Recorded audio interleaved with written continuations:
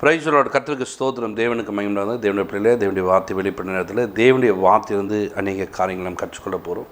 தேவனுடைய பிள்ளைகளாக இருக்கிற நாம் ஒவ்வொரு நாளும் வேதத்தை வாசித்து வேதத்துள்ள காரியங்களை நம்ம என்ன பண்ண ஒவ்வொரு நாளும் சிந்திக்க கற்றுக்கொள்ள வேண்டும். வேதத்துக்குள்ளே இருக்கிற நாம் புரிந்து கொண்டு அந்த வார்த்தையின்படி வாழும்போது தேவன் நம்மளை ஆஸ்வதிக்க வல்லவராக இருக்கார். வேதத்தில் கூட இந்த நாளில் பாருங்கள், எபிரேயர் 11ஆம் அதிகாரத்தில் 25ஆம் வசனத்தை நாம் பார்ப்போம். 25ஆம் வசனத்தை பாருங்கள், அநித்தியமான பாப சந்தோஷங்களை அனுபவிப்பது பார்க்கிலும் தேவனுடைய ஜனங்களோடு பாடுகளை அனுபவிப்பது. கவனிச்சுங்களா? இன்றைக்கி நிறைய காரியங்களை பாருங்கள், ஒரு பிரச்சனை உள்ள இடம்னு சொன்னால் அங்கே நிற்க மாட்டாங்க. இப்போ மற்ற இடங்களை பாருங்கள், சந்தோஷமாக இருக்கலாம், உல்லாசமாக இருக்கலாம்னு சொன்னால் அந்த இடத்துக்கு டக்குன்னு விரைந்து ஓடுவார்கள். நல்லா சாப்பிட்லாம், விரைந்து ஓடுவார்கள். ஒரு வேலை செய்யணும், அந்த இடத்துல ஆட்கள் இருக்க மாட்டாங்க. இப்போ நிறைய நேரங்களில் நிறைய விஷயங்களில் இந்த மாதிரி வேலைகளுக்கு ஒன்றும் பரவாயில்லைங்க. இந்த அநித்தியமான பாப சந்தோஷங்களை தேடி ஓடாதீங்க. அப்படி அது ஓடும்போது அந்த சந்தோஷம் கொஞ்சம் நேரம் இருக்கும், அதுக்கப்புறம் வாழ்க்கையில் இருக்கிற நிம்மதியும் சந்தோஷத்தையும் அது எடுத்துக்கொண்டு கடந்து போய்விடும். இன்றைக்கி நிறைய பேருடைய வாழ்க்கையில் இது தெரியாமல் இந்த அநித்தியத்தின் சந்தோஷத்தை நம்பி ஓடுகிற ஒரு கூட்டமாக மாறுகிறார்கள். இந்த அநித்தியத்தின் சந்தோஷம்னா அது சந்தோஷம் போல் இருக்கும், அது சந்தோஷம் கிடையாது. நித்திய சந்தோஷம் என்பது தேவனை சார்ந்து கொள்ளும்போது, தேவனோடு கூட பழகும்போது தான். இந்த நித்திய சந்தோஷம் உள்ளவருடைய பாருங்களேன், ஒன்றுமில்லா கூட மனமகிழ்ச்சியும் சந்தோஷமாக இருப்பார்கள். ஒன்றுமில்லா கூட அந்த வீட்டுக்குள்ளே ஒரு நிம்மதியோடு இருப்பாங்க.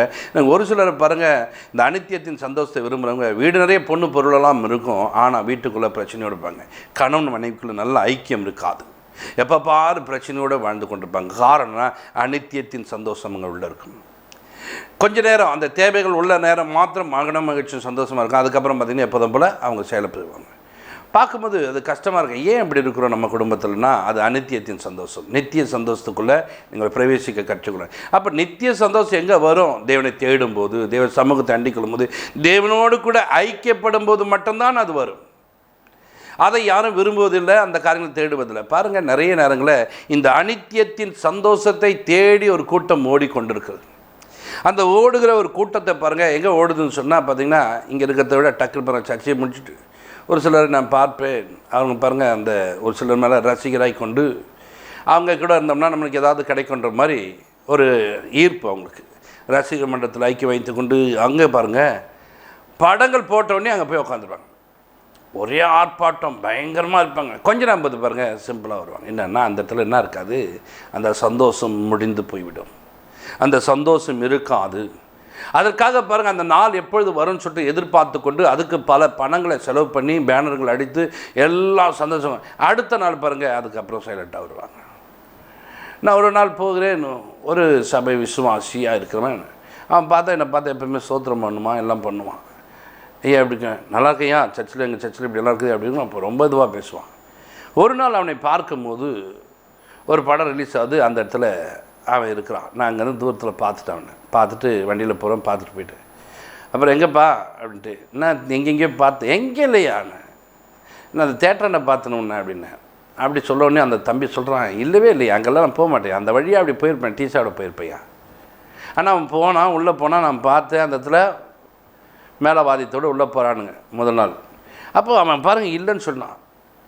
இந்த சந்தோஷத்தை நாடி போன ஒரு மனிதனுடைய வாழ்க்கையில் இன்றைக்கு வெறுமை காணப்படுது. குடும்பத்தில் பிரச்சனையோடு வாழ்ந்து கொண்டு இருக்கிறான். தேவனை தேடின மனிதனுடைய வாழ்க்கையில் வரும்போது கஷ்டத்தோடு வந்தான்.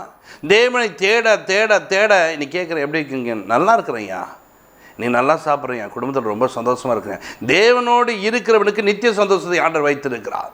தேவனை விட்டு தூரம் போகிறவனுக்கு பாருங்கள், அவன் வாழ்க்கையில் அந்த அநித்தியத்தின் சந்தோஷத்து நிமித்தமாய் அடுத்த நாள் பாருங்கள் உடனே போட்டு.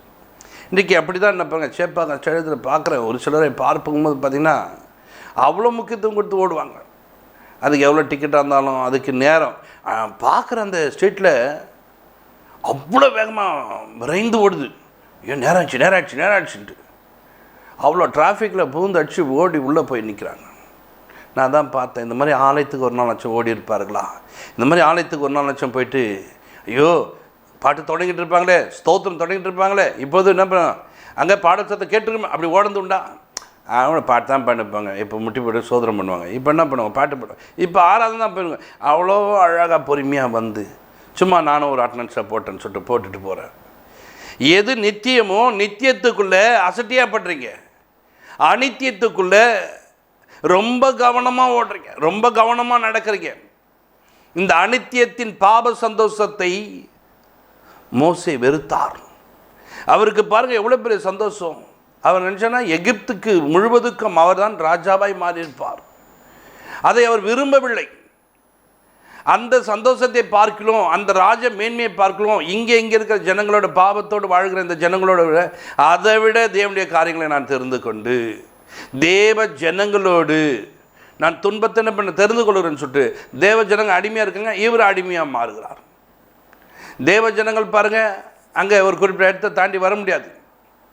ஏன்னா அவங்க அடிமைகள், இங்கே தான் நிற்கணும்னா அங்கே தான். இவர் அதை தெரிந்து கொள்கிறார். ஆனால் இவர் மாத்திரம் இதை தெரிந்து கொள்ளவில்லை என்று சொன்னால் அந்த ராஜ்யம் முழுவதுக்கும் இவர் தான். கொஞ்ச நாள் தாங்க அப்படி இருக்கும், கொஞ்ச நாள் மாத்திரம்தான் அப்படி இருக்கும் அந்த ராஜ்யத்துடைய மேன்மை. அதுக்கப்புறம் பாருங்க அவங்கள விட்டு போயிடும். ஆனால் நிறைய பேருக்கு அது தெரியாமல் இதுதான் நித்தியம் என்று அறிந்து கொண்டு போங்க நாளில் பார்த்துக்கிறாங்க, இப்போ என்னமோ சந்தோஷமாக இருந்துட்டு போனாங்க, அது அப்போ வரும்போது பார்த்துக்கலாங்க, வியாதி வரும்போது பார்த்துக்கலாங்க, இப்போ என்ன பண்ண சந்தோஷமாக இருந்துட்டு போயினாங்க. இப்போ என்னென்னா இவங்க வாழ்க்கையில் எல்லாமே வந்துன்னா இந்த அனித்தியத்தை ஒரு கூட்டம் விரும்பி கொண்டே இருக்குது. இந்த அனித்தியத்தின் சந்தோஷத்தை வேணும் என்று எதிர்பார்க்குது. அனித்தியத்தின் சந்தோஷம் பாருங்கள் ஒன்றும் இல்லைங்க, ஒருத்தர் கிண்டல் பண்ணுறேன்னா அவர் வேதனை போடுறேன்னா இங்கே தான் சிரிச்சுன்னு கிடக்கலாம். அந்த மாதிரி அனித்தியத்தின் சந்தோஷம்னா உடனே நடக்கும். ஒருவர் டக்குனு இடற பண்ணால் பொத்துன்னு போய் விழுந்தாருன்னு வச்சுங்க, சிரிச்சுன்னு உட்காந்துக்கலாம். இந்த சந்தோஷம் என்ன பண்ணோம் கிடைக்கும், உடனே கிடைக்கும். ஆனால் நித்திய சந்தோஷம் கொஞ்சம் லேட் ஆகும். தேவனை தேட தேட தேட தேட தேட தேட பாருங்கள் அது உங்கள் வாழ்க்கையில் வந்து நிரந்தரமாக்கிட்டு போயிடும். ஆனால் தேவ ஜனங்கள் பாருங்கள் இந்த அனித்தியத்தின் மேலே பிரியப்பட்டு இந்த அனித்தியத்தை நம்பி ஓடுகிற ஒரு ஜனங்களாக தான் வாழ்கிறார்கள் கண்டு நித்தியத்துக்குள்ளே வருவதற்கு பிரயாசப்படுவதில்லை. வேதத்தில் நீங்கள் பார்க்கும்போது சங்கீதம் 84:10 நீங்கள் வாசிக்கும் போது பாருங்கள் 1000 நாளை பார்க்கிலும் பார்த்தீங்களா உங்களுடைய பிரகாரத்தில் இருக்கக்கூடிய ஒரு நாள் நல்லது. அப்போ பாருங்கள் அப்படி எடுத்துக்கொண்டார். உங்களுடைய பிரகாரத்தில் இருக்கிற ஆகாமையின் கூடாரத்தில் வாசமாக இருப்பதை பார்க்கணும் தேவனுடைய ஆலயத்தில் வாசப்படியில் காத்திருப்பது. கூடாரத்துக்குள்ளே ஆகாமையுடைய கூடாரத்துக்குள்ளே போயிருக்கிறத விட தேவனுடைய வாசப்படியில் நின்றிருப்பது எவ்வளோ நல்லது என்று சொல்கிறார். பாருங்கள் அவங்கெல்லாம் எப்படி எதை தெரிந்து கொண்டாங்க, அவ்வளோ சந்தோஷமான இடம் உள்ளே போய் நான் இருப்பதை காட்டிலும் தேவனுடைய வாசப்படியில் நான் காத்திருப்பது எவ்வளோ நல்லது என்று தெரிந்து கொண்டார்கள். இன்றைக்கு தேவ ஜனமே நீ எதை தெரிந்து கொள்கிறாய்? ஆலயத்தில் இருக்கிற நேரங்களை விட என் சொந்தக்கார வீட்டுக்கு போய் அங்கே அந்த ஃபங்க்ஷனில் நான் பங்கு பெறணும் அதில் ஒரு முக்கியம் கொள்கிறையா? இது உலகத்தார் செய்கிற வேலைங்க. ஆண்டவர் அறியாத மக்களுக்கு, சத்தியம் தெரியாத மக்களுக்கு இப்படிப்பட்ட சத்தியமே இல்லாத ஒரு மகன் அப்படி பேசுவார். சத்தியத்தை அறிந்த நீங்கள் அப்படி பேசக்கூடாது. சத்தியத்துக்குள்ளே இருக்கிற நீங்கள் அப்படி பேசக்கூடாது. சத்தியத்தின்படி நடக்கிற நீங்கள் அப்படி பேசக்கூடாது. அதனால் தேவ ஜனங்கள் அப்படின்னா தேவனுடைய வாசப்படியில் காத்திருப்பது நல்லது என்று சொல்லியிருக்கிறார். அப்படி நாம் தேவனோடு கூட ஒரு ஐக்கியத்தை பட்டவர்களாய் தேவனோடு கூட உறவு கொண்டவர்களாய் நாம் மாற வேண்டும். இன்றைக்கி அதை விட இல்லைங்க அங்கே போனோம் நல்லா இருக்குங்க, அதுக்குள்ளே போயிட்டாலே நல்லா ஜாலிங்க, உள்ளே போய் நீ போகிறத விட தேவனுடைய வாசப்படிக்கிட்டு வந்து சேப்பாக்கம் ஸ்டேடியத்துக்குள்ளே போய் அந்த கூட்டத்தோடு கூட்டமாந்து ஆர்ப்பரித்து இருப்பதை விட ஆலயத்தின் வாசலிலே அந்த படிக்கட்டு ஓரத்தில் சும்மா அங்கே நிற்கிற இடத்துல நான் நின்றுனா அது எனக்கு நல்லதுங்க. அதுதான் சொல்ல 1000 நாளை பார்க்கலாம் பா, அவ்வளோ நாளை பார்க்கலாம் உங்களுடைய கூடாரத்துக்குள்ளே உங்களுடைய வாசப்படியில் ஒரே ஒரு நாள் எனக்கு நல்லதாய் காணப்படுது. அதனால தான் அவனுடைய வாழ்க்கை அவ்வளோ சிறந்ததாய் மாற்றி ஒன்றுமில்லாத ஒரு மனிதன் ஆடுமைத்து கொண்டிருந்த மனிதன் அரசனாய் மாறுவதற்கு ஆலயத்தை நேசிக்கிறார். சிறந்த வகையில் எடுத்துக்கொள்கிறாங்க. இன்றைக்கி நீங்கள் எதை எடுத்துக்கொள்கிற, எதை தேடுற, எதை நம்புகிற, எது மேலே ஐக்கியம் வைக்கிற? நாளைக்கு ஒரு இடத்துக்கு ஒரு சொந்தக்காரர் வந்து சொல்லிட்டாங்கன்னா உடனே அதுக்கு ஒரு முக்கியத்துவம் கொடுங்க. அதை உடனே என்ன பண்ண தேடுறீங்க? எப்போ போவோம் எங்கள் ஞாயிற்றுக்கிழமை போயிடுச்சுங்க, திரும்ப வரப்போதே, அந்த நாள் எப்பொழுது வரும்? அந்த நாளில் நான் எப்பொழுது தேவனோடு கூட ஐக்கியப்படுவேன்? எந்த நாளில் தேவனோடு கூட எப்பொழுது நான் உறவு கொள்வேன்? அந்த எண்ணங்களை நீங்கள் உருவாக்கி கொள்ள வேண்டும். அந்த எண்ணம் உள்ளவர்களாக உங்களை மாற்றிக்கொள்ள வேண்டும். தேவன் உங்களை வழிநடத்த வல்லவராக இருக்கிறார். நிறைய பேருக்கு நம்ம அது தெரியல, அந்த காரியங்களை விரும்பலை, அந்த காரியங்களோடு ஐக்கியப்படுவது இல்லை. என்னோட பிள்ளைகளாக இருக்கிற நீங்கள் அப்பா அங்கங்கே ஓடி நான் அந்த சந்தோஷத்தை விரும்புவதை பார்க்கணும். உங்கள் சமூகத்தில்ப்பா, உம்முடைய பாதத்தில்ப்பா அமரக்கூடிய கிருபை தாங்கப்பா. அனித்தியத்தின் சந்தோஷத்தை நான் விரும்பாதபடிக்கு உங்கள் பாதப்படியில் அமர, அப்பா உம்மோடு கூட நெருங்க எனக்கு கிருபை தாரும் இயேசுவே கேளு. ஆண்டவர்கிட்ட கேளுங்க, கர்த்தர் தருவார். நீங்கள் நிறைய நேரங்களில் எங்கெங்கேயோ உட்காரணும் ஆசைப்படுற நீங்கள் இயேசுடைய பாதப்படியில் உட்காருவதற்கு ஆசைப்படுங்கள். இயேசுடைய சமூகத்தில் உட்கார ஆசைப்படுங்கள். இயேசு கிறிஸ்துவோடு இணைந்து கொண்டவர்கள் ஒரு நாளும் வெட்கப்பட்டு போவதில்லை, ஒரு நாளும் துன்பப்பட்டு போவதில்லை. அவருடைய வாழ்க்கையில் தேவன் இடைப்படுகிறார். அவருடைய வாழ்க்கையில் தேவன் தாமே தொடர்பு கொண்டவராய் மாறுகிறார். அவர்கள் தேவனோடு கூட இருக்க இருக்க இருக்க இருக்க அவர்கள் உயர்த்தப்படுகிறார்கள், மேன்மை அடைகிறார்கள். இன்றைக்கி அநேகர் பாருங்கள், ஆண்டவர் அறியாத மக்கள். ஒரு அம்மாவை பற்றி எனக்கு தெரியும். அந்த அம்மாவுடைய குடும்பத்தில் தன்னோட கணவனோடு இருக்கிறதை விட வேறொருத்தரோட பழக்கத்தை வைத்து கொண்டார்கள். கணவன் எல்லாமே செய்து கொண்டிருக்க, ஆனால் கணவனை விட்டு விட்டு வேறொருத்தர் கூட போயிட்டாங்க. போய் ஒரு சில மாதங்கள் ஆயிடுச்சு. திரும்ப பாருங்கள், அங்கே சரியில்லாத ஒரு வாழ்க்கை வாழ்ந்து திரும்ப எங்கே வராங்க? திரும்ப கணவன்கிட்ட வராங்க. அன்றைக்கி சொல்லும்போது சொன்னேன், அம்மா இப்படியாப்பட்ட ஒரு உறவு, நீ தேவனுக்கு விரோதமான காரியங்களை செய்கிற, நீ உண்மையில்லாத ஒரு மகளாய் மாறுகிற அப்படின்னு சொல்லும்போது அதுக்கு செவி கொடுக்க மனம் இல்லை. பின்வரும் நாட்களில் சொல்கிறாங்க, பாஸ்டர் நீங்கள் சொல்லும் போது நான் கேட்காம போய் இன்றைக்கி என் வாழ்க்கை ஆயிடுச்சு. இன்றைக்கி தனியாய் வாழ்கிறார்கள். கணவன் சேர்க்க மாட்டுறாரு. கணவன் என்னை சேர்த்தா நாங்கள் வந்துடுவேன் பாஸ்டர், அவங்க சேர்க்க மாட்டாங்க பாஸ்டர். நானும் எத்தனை டைம் போயிட்டேன் பாஸ்டர், என்னை சேர்க்கவே மாட்டுறாங்க. நான் சொன்னேன், ஒரு நாள் உனக்கு புத்திமதி சொல்லும்போது நீ கேட்டாயா? தேவனோடு கூட பழகிற மக தேவனோடு கூட ஐக்கியத்தை வைத்துக்கொள்ளுமா, இப்படி ஒரு உறவு வேண்டாமான்னு சொல்லும் போது அவர் எப்போ பாரு எங்களை எதனா சொல்லுவார் அப்படின்னு சொல்லிட்டு ஓடினியே. இன்றைக்கி உன் வாழ்க்கை எப்படி மாறிச்சு? இன்றைக்கி நீ எப்படி மாறிட்ட? இன்றைக்கி கணவனை விட்டு தூரம் ஓடின ஒரு மகளாய் இன்றைக்கி வாழ வழி இல்லாமல் ஒரு வீட்டு வாழ கட்ட முடியாமல் கஷ்டப்பட்டு கொண்டு இருக்காங்களாம். அப்போ சொன்னேன், நீ தவறு செஞ்சதுனால இது ஒரு தண்டனை, இது அனுபவி. இப்படி தான் வாழணும் கொஞ்ச நாளுக்கு. நீ வாழ்ந்து உண்மையாக வாழு, உன் கணவனை தேடி வருவார். உன் கணவனுக்கு தெரியும் நீ என்ன கஷ்டப்படுற, நீ வேதனைப்படுறன்ட்டு. அந்த வேதனைப்படுறதுக்கு வேறு யாருக்கூட போய் திரும்ப நம்ம தொடர்பு வைக்கக்கூடாதுமா, உன் கண்ணனோடு இரு. அனித்தியத்தை தேடின மகளுடைய வாழ்க்கையில் எத்தனை துன்பம். இன்றைக்கி வேதத்தில் பிள்ளைகளே, தேவனை நேசிக்கிறவர்களே, உலக மனிதர்கள் இப்படி வாழலாம், ஆனால் தேவன் அப்படியாப்பட்டவர் அல்ல. தேவன் என்ன செய்வார்? நீங்கள் ஒரு காரியத்தை அறிந்து கொள்ள வேண்டும். இளையகுமாரன் பாருங்கள், ஆஸ்திகளை எடுத்துக்கொண்டு போயிட்டு வேசினிடத்தில் அழித்தான் என்று அண்ணங்கள் சொல்கிறான்.